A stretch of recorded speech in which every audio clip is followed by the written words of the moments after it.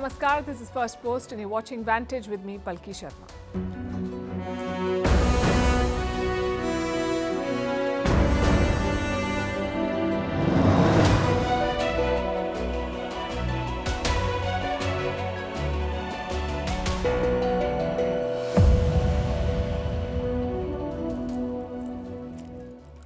We begin with campus protests in the US. The pictures are as dramatic as American hypocrisy.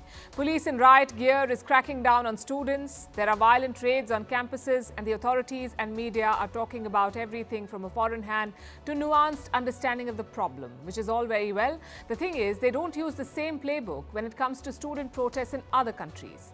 Meanwhile, the Japanese currency is in crisis. What is Tokyo doing to save the yen? Will the International Criminal Court arrest Israeli Prime Minister Benjamin Netanyahu?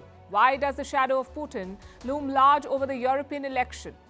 What happened at schools in Delhi today? 100 of them received a bomb threat.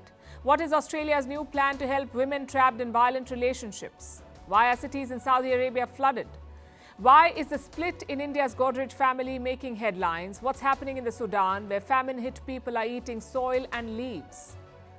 And how countries are struggling to deal with over-tourism while they also want visitors to boost their economies. All this and more coming up. The headlines first.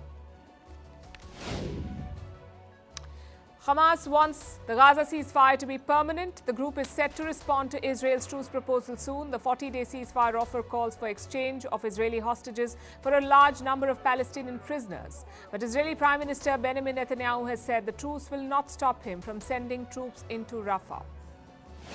Turkish police clash with protesters in Istanbul, detaining over 200 demonstrators. Authorities had banned May Day rallies at the historic Taksim Square. More than 40,000 police were deployed across the city. Since 2013, protests have been banned at the Taksim Square.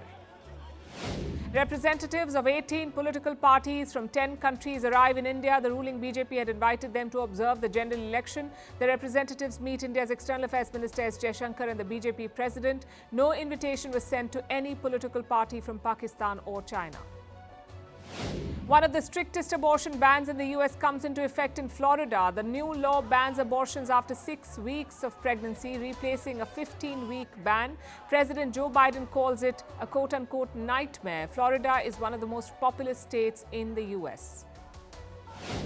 And Ukraine unveils its first AI-generated spokesperson. The AI model, called Victoria, will be the foreign ministry spokesperson. The statements read by the model would be written by people and not generated by AI.